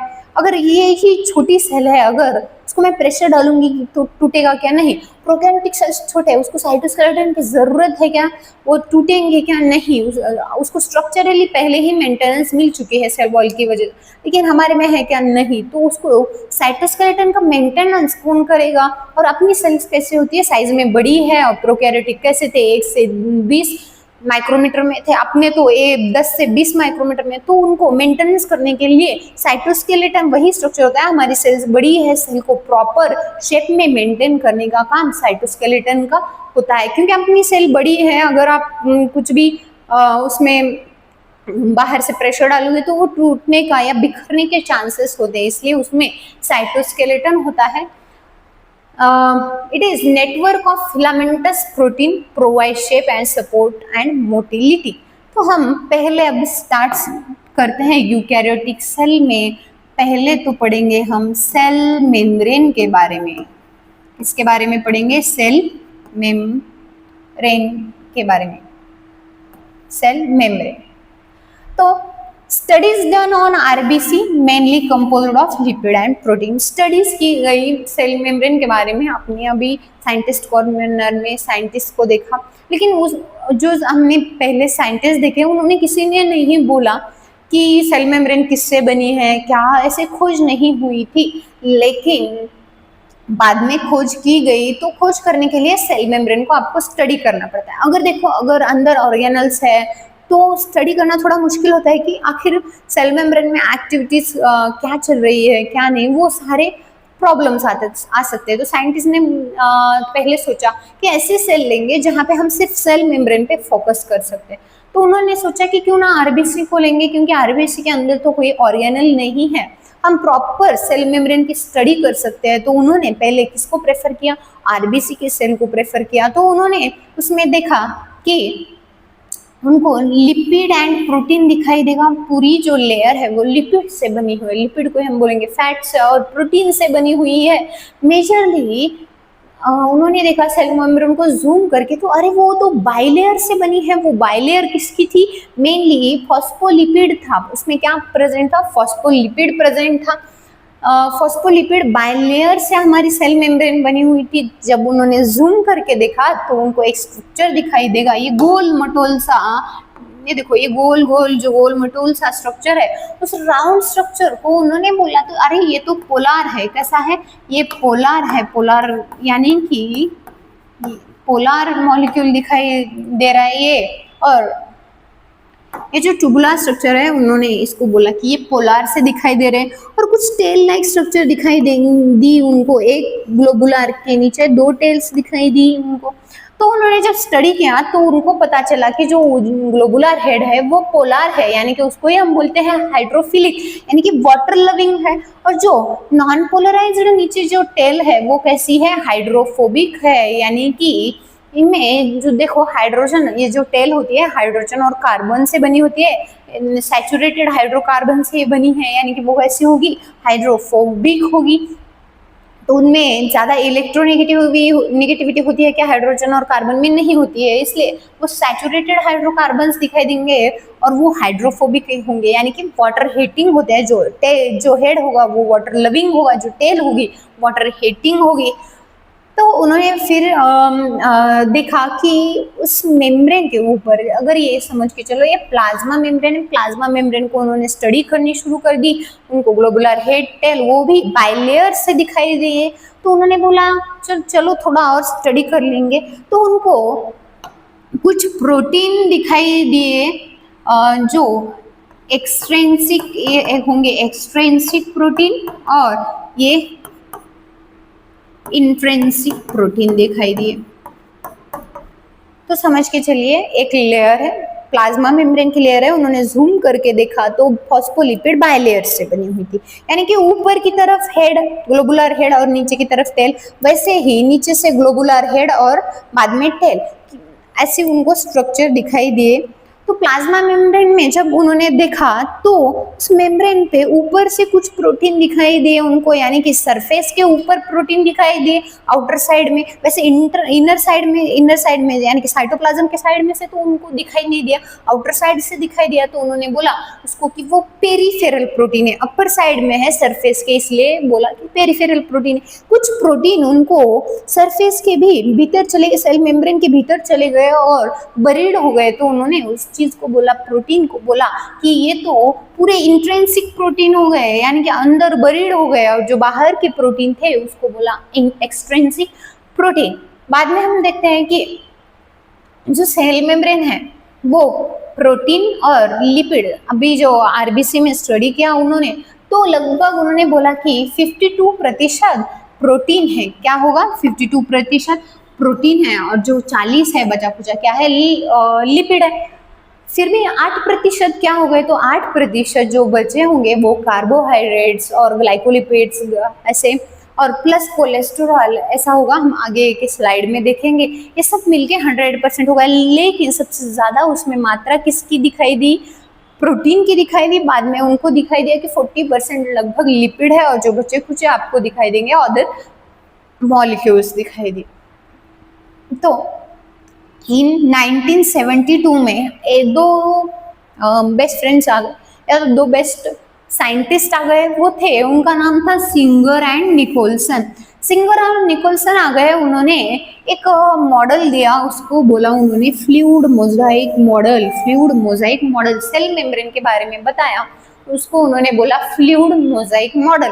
तो पहले देखेंगे कि फ्लूइडी, वो स्ट्रक्चर कैसा है, फ्लूइड है, यानी कि आप देख सकते हो पूरा सॉलिड स्ट्रक्चर है का सेल मेम्ब्रेन का, नहीं, वो थोड़ा सा फ्लूइड स्ट्रक्चर है, यानी कि लिपिड से बना हुआ है। इसी वजह से सेल की ग्रोथ भी हो सकती है, सेल डिवाइड भी हो सकते हैं, सिक्रेशन भी होगा, अंदर कुछ चीजें भी आएंगी, यानी कि एंडोसाइटोसिस होगा, अंदर से बाहर कुछ जाएगी चीजें, उसको बोलेंगे हम एक्सोसाइटोसिस। और सेलुलर जंक्शन भी फॉर्म होगा, दो सेल को अगर कुछ चीजें अंदर एक दूसरे को देनी होगी, या जंक्शन प्रॉपर दो सेल में जो जंक्शन होता है चीजें आदान प्रदान करने के लिए, उसको हम बोलते हैं सेल जंक्शन। वो पॉसिबल क्यों है, क्योंकि क्या है बेटा, सेल मेम्ब्रेन प्रेजेंट है। फ्लूइड वो हो गया फ्लूइड, बाद में है मोजाइक, यानी कि प्रोटीन से बनाई है हमारी जो सेल मेम्ब्रेन है, वो फ्लूइडिश है, प्रोटीन से बनी है, फैट से बनी है, ऐसा बोला सिंगर और निकोलसन ने, उनका कहना था, इस मॉडल को बोला फ्लूइड मोजाइक मॉडल। बाद में हम देखते हैं नेक्स्ट स्लाइड में।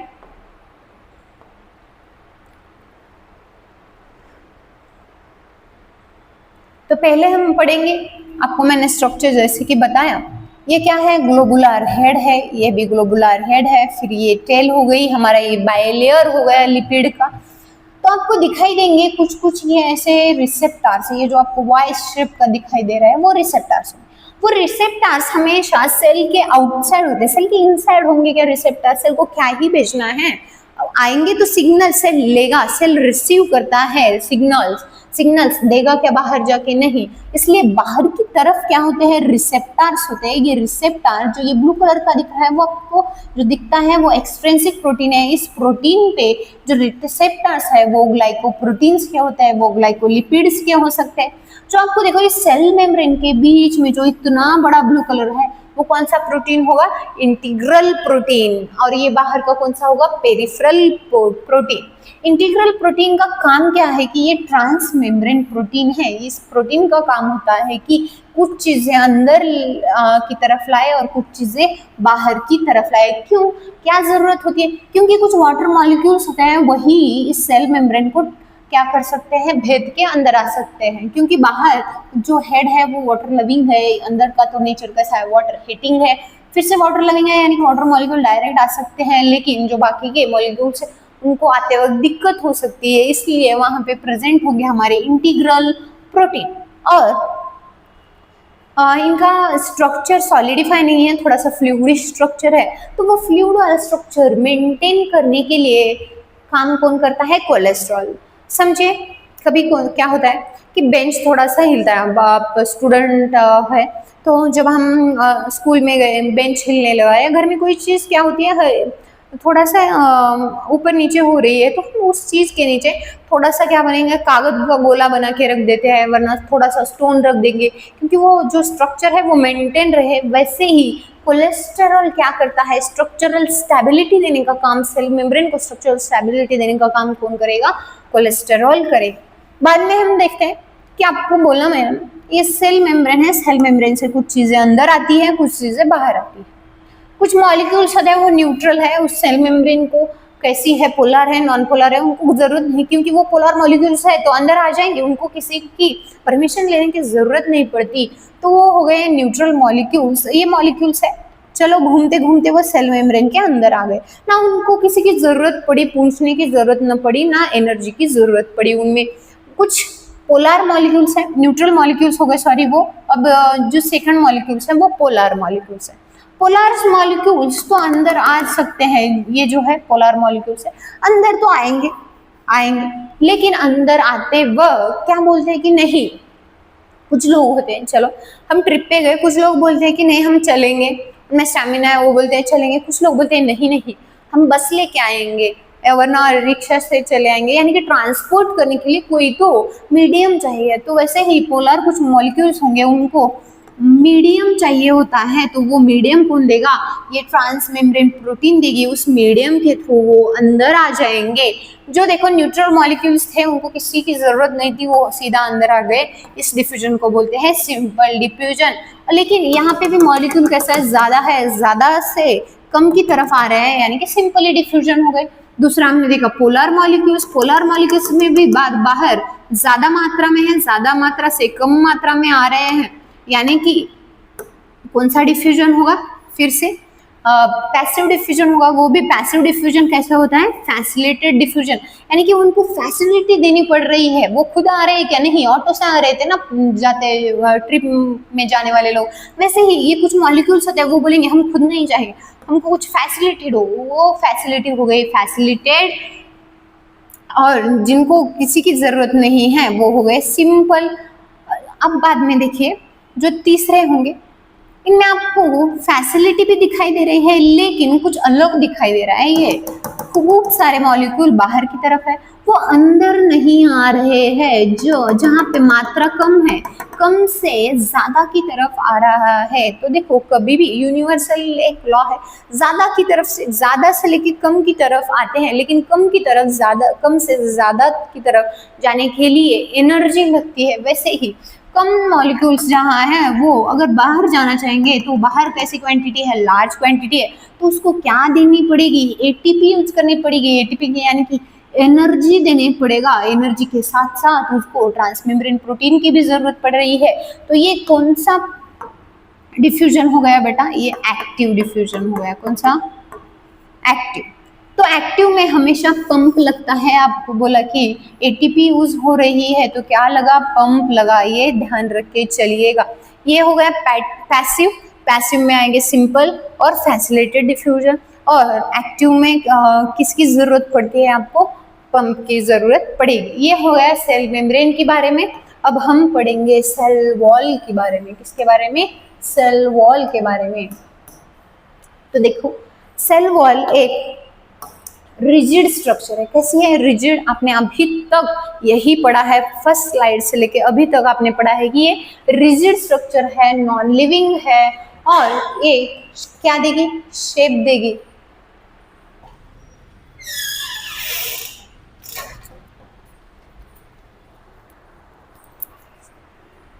तो हम पढ़ेंगे सेल वॉल के बारे में। तो सेल वॉल एक रिजिड और नॉन लिविंग स्ट्रक्चर है, ये आपको पहले स्लाइड से मैं बताते आ रही हूँ।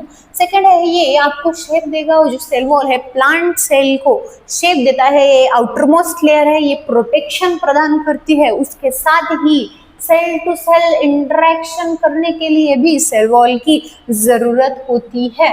मानिए ये बैरियर टू मैक्रोमोलिक्यूल है, यानी कि जो बड़े बड़े मॉलिक्यूल्स है उनको आने का जाने, अगर आना है सेल के भीतर तो वो आने देने के लिए वो बैरियर बनती है। तो सेल वॉल अलग अलग कंपोनेंट से बनती है। सेल वॉल हमेशा cellulose, hemicellulose, lignin, pectin, suberin से बनती है, लेकिन कुछ अदर ऑर्गेनिज्म में आपको अलग अलग दिखाई दे रहा है। जैसे कि कैटेगरी हमने ली अलगी की, अलगी में सेल वॉल होती है वो cellulose, galactans, mannans and calcium carbonate से बनती है। तो वही हायर प्लांट्स में आपको दिखाई देगा कि वो cellulose, hemicellulose, pectin, protein, suberin ऐसे कंपोनेंट से बनी होती है। तो सेल वॉल पहले तो है primary cell wall, it is capable for growth, थोड़ा पढ़ेंगे बाद में हम समझेंगे। Second one, when cell mature secondary cell wall develops inner to primary cell wall. तो क्या है second one, when a cell mature secondary cell wall develops inner to primary cell wall. तो देखिए जो नई नई सेल फॉर्म होती है तो सेल वॉल बनती है, प्राइमरी लेयर बनती है, सेकेंडरी लेयर बनती है। प्राइमरी लेयर जैसे जैसे सेल मैच्योर होती है, प्राइमरी लेयर जो होती है वो शेड ऑफ यानी कि झड़ जाती है, और सेकेंडरी लेयर हमेशा रहती है। और जो प्रोटेक्टिवनेस प्रदान करता है सेल को, प्लांट सेल को, वो कौन करता है, सेल वॉल करता है। कुछ अलगी में भी अदर कंपोनेंट से बना है, हायर प्लांट्स में अदर कंपोनेंट से बना है, और उसमें भी आपको कुछ दो चीजें एनसीईआरटी में अदर चीजें पढ़ने को मिलती है। पहला है मिडल लैमेला। जो मिडल लैमेला है वो कैल्शियम पेक्टेट लेयर है that contact to neighbouring cell. Middle lamella यानी कि देखो जब सेल डिवाइड होती है तो मिडल लैमेला बनता है, यानी कि दो सेल में अगर कुछ लेना देना है, कुछ इसको उसको देना है, उसको इसको देना है, दो सेल है, एक वाली को दूसरे को देना है, दूसरों को फर्स्ट वाली को देना है, तो ये जो ट्रांसफरिंग का काम होता है वो मिडल लैमेला करता है। जो सेकंड चीज होती है वो प्लाज्मोडेस्माटा, यानी कि cytoplasmic strand between two plant cell, यानी कि अभी ये दो सेल है, इधर की तरफ एक सेल है और दूसरी तरफ एक सेल, तो ये दो सेल हो गए प्लांट सेल के। तो इस सेल से उसको कुछ प्रोटीन लेने हैं, कुछ कुछ तो लेना है दूसरे सेल को, दूसरे सेल में कम पड़ गया, तो इसने इसको मांगा, तो इसने बोला ठीक है दे दो, मैं अभी के लिए लेता हूँ और बाद में मैं तुम्हें दे दूंगा। यानी कि दोनों का साइटोप्लाज्मिक कनेक्शन जो होता है दो सेल के बीच में, जो साइटोप्लाज्मिक कनेक्शन होगा दो सेल के भीतर में, तो उसको हम बोलेंगे प्लाज्मोडेस्माटा। बाद में हम देखते हैं एंडोमेम्ब्रेन सिस्टम। आखिर एंडोमेम्ब्रेन सिस्टम क्या होता है? तो इस एंडोमेम्ब्रेन सिस्टम में endoplasmic reticulum, Golgi body, lysosome और वैक्यूल्स, ये चार चीजें आती है। एंडोप्लाज्मिक रेटिकुलम, बाद में गोल्गी कॉम्प्लेक्स होता है, गोल्गी कॉम्प्लेक्स से ही फॉर्मेशन होता है लाइसोसोम का, और बनते हैं बाद में जो होंगे वैक्यूल्स। ये चार हो गए हमारे एंडोमेम्ब्रेन सिस्टम में। तो पहला हम पढ़ेंगे एंडोप्लाज्मिक रेटिकुलम के बारे में। किसके बारे में? एंडोप्लाज्मिक रेटिकुलम के बारे में। थोड़ा सा समझिए, ये हमारा न्यूक्लियस है, न्यूक्लियस का ये एनवलप है, गोल सा स्ट्रक्चर है। इस न्यूक्लियस को लग के कुछ मेम्ब्रेनस स्ट्रक्चर है। क्या होगा? कुछ मेम्ब्रेनस स्ट्रक्चर होता है, तो उस स्ट्रक्चर को हम बोलते हैं एंडोप्लाज्मिक रेटिकुलम। क्या बोलेंगे? Endoplasmic reticulum. जो न्यूक्लियस में जो कुछ भी राइबोसोम बनता है वो न्यूक्लियर एनवलप से बाहर आके एंडोप्लाज्मिक रेटिकुलम पे सिचुएटेड होता है। एंडोप्लाज्मिक रेटिकुलम के बेसिकली टू टाइप्स होंगे। पहला होता है रफ एंडोप्लाज्मिक रेटिकुलम, दूसरा होगा स्मूथ एंडोप्लाज्मिक रेटिकुलम। अगर एग्जांपल लिया जाए तो हाथ के इस साइड से आप अगर रब करोगे तो आपको सॉफ्ट दिखाई देगा, और दूसरे से ये जो सरफेस, ऊपर के सरफेस से आप हाथ लगाओगे तो रफ दिखाई देगा, क्योंकि ऊपर की साइड से आपकी स्किन हेयरी होती है। यानी कि अगर एंडोप्लाज्मिक रेटिकुलम पे राइबोसोम आके बैठेंगे तो वो सरफेस कैसा हो जाएगा बेटा? रफ हो जाएगा, तो रफ एंडोप्लाज्मिक रेटिकुलम बन जाएगा। और जहां जिस सरफेस पे राइबोसोम नहीं होते हैं वो सरफेस होता है स्मूथ वाला। तो ये जो एंडोप्लाज्मिक रेटिकुलम है, ये एंडोप्लाज्मिक रेटिकुलम किसको लग के है? ये न्यूक्लियस को लग के, ये न्यूक्लियस एनवलप है समझो, इसको लग के हमारा एंडोप्लाज्मिक रेटिकुलम। अंदर बने थे राइबोसोम, राइबोसोम उछल के आ गए एंडोप्लाज्मिक रेटिकुलम पे। जिस पोर्शन में बैठे हैं उसको बोलते हैं हम रेस्ट एंडोप्लाज्मिक रेटिकुलम। जैसे कि राइबोसोम फैक्ट्री किसकी है? प्रोटीन की फैक्ट्री है, प्रोटीन बनाते हैं, इसीलिए synthesis and secretion of protein in direct contact with nuclear envelope. जो देखो ये न्यूक्लियर एनवलप है, अगर उससे कोई भी चीजें राइबोसोम अगर बन के आती है तो पहले सरफेस पे, पहले वाला जो सरफेस होगा वो कैसा होगा? Rough endoplasmic reticulum. यानी कि जो न्यूक्लियर एनवलप को लग के स्ट्रक्चर होगा एंडोप्लाज्मिक रेटिकुलम का वो होगा रफ, और जो बाद में जो स्ट्रक्चर होता है स्मूथ सा स्ट्रक्चर उसको बोलते हैं स्मूथ एंडोप्लाज्मिक रेटिकुलम। तो ये सिंथेसिस करता है स्टेरॉइड एंड लिपिड्स का। राइबोसोम ने सिंथेसिस किया प्रोटीन का, तो स्मूथ एंडोप्लाज्मिक रेटिकुलम ने सिंथेसिस किसका कर दिया? स्टेरॉइड और लिपिड्स का। यानी कि स्टेरॉइड, लिपिड और प्रोटीन्स का तो इधर सिंथेसिस हो गया। बाद में हम पढ़ेंगे गोल्गी कॉम्प्लेक्स। तो गोल्गी कॉम्प्लेक्स की डिस्कवरी कैमिलो गैरीगोल्गी ने की इन 1898 में। It contain variable number of flats disc shape cisternae, जो सिस्टर्नी होंगे 0.5 से लेके 1 माइक्रोमीटर में। तो देखो ये एंडोप्लाज्मिक स्ट्रक्चर होगा, इसको लग के ही कौन सा स्ट्रक्चर स्टार्ट होता है? ये गोल्गी बॉडी का स्ट्रक्चर स्टार्ट होता है। कैमिलो गोल्गी ने गोल्गी कॉम्प्लेक्स के बारे में, गोल्गी कॉम्प्लेक्स को खोज किया था। गोल्गी कॉम्प्लेक्स को ही Golgi body, Golgi apparatus, Baker's body, dictyosome, आयोडोसोम, ऐसे बहुत सारे नाम गोल्गी बॉडी के हैं। वैसे ही सेल मेम्ब्रेन के बारे में plasma membrane, selective permeable membrane, semi permeable membrane, plasma lemma भी कहा जाता है। जब गोल्गी बॉडी का स्ट्रक्चर देखो थोड़ा सा बाइफाई लाइक स्ट्रक्चर है, जो बड़े डिस्क लाइक स्ट्रक्चर होते हैं उसको बोलते हैं सिस। सिस होते हैं थोड़ा कॉन्केव टाइप के हैं, वो कॉन्केव फॉर्मिंग है। बाद में जो फॉर्म्स है वो छोटे छोटे छोटे होते चले गए, छोटे छोटे छोटे होते चले गए। तो ये जो लास्ट वाला फॉर्म होता है वो ट्रांसफॉर्म होता है। जो ये मीडियम का जो मिडल में है वो मीडियन फॉर्म है। जो फर्स्ट वाला सिस, सेकंड वाला मीडियन और थर्ड वाला ट्रांसफॉर्म है। जहाँ से देखो एंडोप्लाज्मिक रेटिकुलम ने प्रोटीन बनाया, प्रोटीन गोल्गी कॉम्प्लेक्स ने ले लिया, गोल्गी बॉडी ने ले लिया, फिर सिस से मीडिया में, मीडिया से ट्रांसफॉर्म में चला गया और यहाँ मैच्योर होके उसको पैक कौन करेगा? Golgi body. इसको पैक करेगी, प्रोटीन को पैक करेगी और पैक करके do packaging and glycosylation of lipid and protein को ग्लाइकोसाइलेट करेगी। तो ग्लाइकोसाइलेशन का मीनिंग क्या होता है? तो देखिए, अगर कुछ प्रोटीन आया उसको गोल्गी कॉम्प्लेक्स ने वेसिकल में बंद कर दिया, अभी बंद करने के बाद ग्लाइकोसाइलेशन करती है कि किस प्रोटीन को किस ऑर्गेनल के पास जाना है, किसको इसकी ज़रूरत है, वो सिग्नलिंग का काम होने के लिए वो क्या करती है, उस पर ग्लाइकोसाइलेशन का काम करती है। बाद में हमने पढ़ा एंडोप्लाज्मिक रेटिकुलम के बारे में। एंडोप्लाज्मिक रेटिकुलम के बाद गोल्गी बॉडी में गोल्गी कॉम्प्लेक्स को बोला है Golgi apparatus, Golgi body, dictyosome, आयोडोसोम। गोल्गी कॉम्प्लेक्स को पहले डिस्कवर किया है कैमिलो गोल्गी। कैमिलो गोल्गी ने इन 1898 में बोला है कि वेरिएबल नंबर ऑफ फ्लैट्स होते हैं, वाईफाई लाइक स्ट्रक्चर आपको जो दिखाई दे रहा है तुरंत एंडोप्लाज्मिक रेटिकुलम के बाद ऐसा स्ट्रक्चर होता है। जो बड़ा सा ये ऐसा फॉर्म दिख रहा है आपको कॉन्केव टाइप, उसको बोलते हैं सिस फॉर्म। बाद में जो मिडल वाला होता है मीडियन फॉर्म, और जो लास्ट वाला होता है वो ट्रांस कॉन्केव वाला फॉर्म होता है जो मैच्योर होता है, यानी कि यहाँ से गोल्गी कॉम्प्लेक्स ने प्रोटीन ली, उसको वेसिकल में पैक किया, पैक करके बाहर भेज दिया, यानी कि do packaging and glycosylation of lipid and protein. उस पे लिपिड और प्रोटीन का ग्लाइकोसाइलेशन कर दिया उसने, यानी कि उसको डेस्टिनेशन का तक पहुंचाने का काम होता है गोल्गी बॉडी का। बाद में हम देखते हैं लाइसोसोम। तो देखिए, लाइसोसोम ये formed as a vesicle from Golgi body. जब गोल्गी बॉडी प्रोटीन को पैक करती है, लिपिड्स को पैक करती है, पैक करते वक्त गोल्गी बॉडी खुद के कुछ एंजाइम्स डालते हैं, जिससे कि न्यूक्लिक एसिड को तोड़ने के लिए न्यूक्लियस, प्रोटीन्स को तोड़ने के लिए प्रोटीएज, ऐसे अमाइलोज को तोड़ने के लिए अमाइलेज, ऐसे कुछ सारे कंपोनेंट्स डाइजेस्टिव एंजाइम्स है वो भर भर के एक वेसिकल में पैक करती है, और वो वेसिकली क्या बोलते हैं, उस वेसिकल को हम लाइसोसोम बोलते हैं।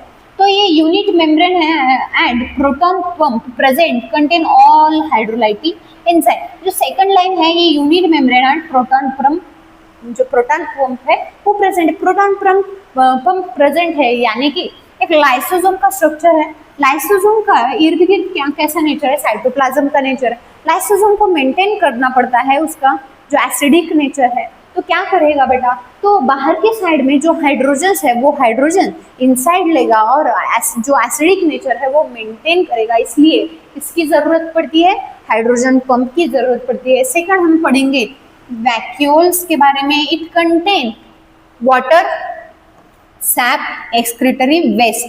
तो देखो इसमें वैक्यूल्स में हमेशा देखो प्लांट्स में सबसे ज्यादा वैक्यूल पाए जाते हैं और एनिमल्स में स्मॉल वैक्यूल्स पाए जाते हैं। तो वैक्यूल्स क्या करेंगे बेटा, इसमें वाटर स्टोर करेंगे, एक्सक्रीटरी प्रोडक्ट स्टोर कर लेंगे, खाना भी स्टोर कर लेंगे, ये पूरा भर भर के स्टोर कर लेते हैं। तो अब देखो ये इन्होंने स्टोर कर लिया, करने के बाद भी उनके जो मेम्ब्रेन है उस यूनिट मेम्ब्रेन को एक याद रखिए उसको बोलते हैं टोनोप्लास्ट। वैक्यूल्स ने सब कुछ स्टोर कर लिया, लेकिन जो कॉन्सेंट्रेशन ऑफ वैक्यूल है जो भर गया है वो साइटोप्लाज्म से ज्यादा होता है, यानी कि जो भी साइटोप्लाज्म में जो कुछ भी पड़ा हुआ है वो कहाँ स्टोर हो जाता है, वैक्यूल्स में। वैक्यूल्स में जब भी कुछ चीजें सेल को चाहिए होंगी तो वो लेगा, लेकिन जब नहीं जरूरत तो वो कहाँ पे रखते हैं, वैक्यूल्स में रखते हैं। तो इसमें भी पंप नीड होता है, हाइड्रोजन अंदर आते हैं वैक्यूल्स में, क्योंकि अंदर का जो एनवायरनमेंट है मेंटेन करना पड़ता है। जो कॉन्ट्रैक्टाइल वैक्यूल आपको दिखाई देंगे वो अमीबा में प्रेजेंट होंगे, और जो फूड वैक्यूल्स होंगे ज्यादातर आपको प्रोटिस्ट में प्रेजेंट दिखाई देंगे। जब प्रोटिस्ट कुछ यानी कि फूड वगैरह खा लिया उन्होंने, तो खाने के बाद उसी को क्या करता है वो वैक्यूल्स में कन्वर्ट कर देता है और स्टोर करके रख देता है, उसको हम बोलेंगे फूड वैक्यूल्स। बाद में कुछ माइक्रोबॉडीज प्रेजेंट होती है यूकैरियोटिक में, ये यूनिट मेम्ब्रेन माउंट स्ट्रक्चर है, present in both plant and animals में, ये दोनों में भी प्रेजेंट होती है। इट कंटेन सेवरल एंजाइम, जैसे कि पेरोक्सिसोम, जैसे कि हाइड्रोजन पेरोक्साइड अगर साइटोप्लाज्म में हो गया तो वो कैसे हो गया बेटा, डेंजरस हो गया हमारे सेल के लिए, तो उसको भी ब्रेक डाउन करने का काम माइक्रोबॉडीज करती है और उसको वाटर और ऑक्सीजन में कन्वर्ट करती है। ये काम हो गया हमारे माइक्रोबॉडीज के बारे में। हम नेक्स्ट पढ़ेंगे माइटोकॉन्ड्रिया के बारे में।